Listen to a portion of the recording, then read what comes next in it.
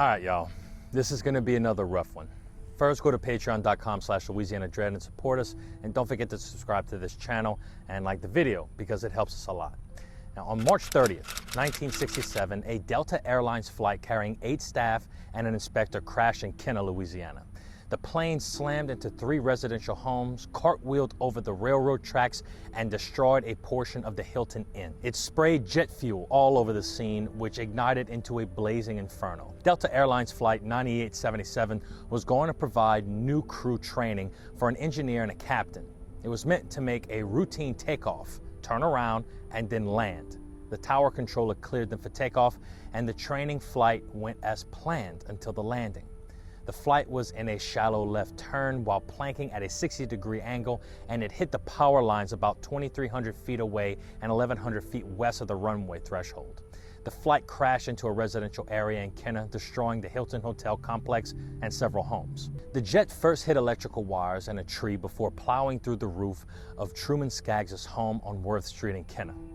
It then hit the Whittington home on the same street, killing Miss Shelley Whittington and her 13-year-old son. Mr. Whittington was blown from the home and survived. The jet then hit a railroad embankment and exploded. Fuel engulfed the main entrance of a maintenance building of the Hilton Inn on Airline Highway across from the MSY airport. The official cause was improper supervision by the instructor and the improper use of flight and power controls by both instructor and the captain trainee. Of the 19 dead were 8 high school students from Judah, Wisconsin on their senior trip. Another girl was killed while being blown from her room. The girls were trapped in the hotel as the jet fuel burned, and they were found charred and huddled together in the shower with the water running in an attempt to save them from the fire. The shower was still running at 6 a.m. when they were discovered. The surviving students had run from their rooms to escape injury. The nose of the plane was found behind a fence between the railroad tracks and the motel.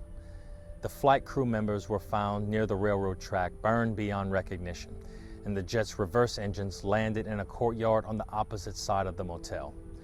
Parts of the cockpit and wing rested behind the motel maintenance building. Charles Imoff, a Hilton maintenance man, was killed. The tail and strips of the plane fuselage settled on the opposite side of the building.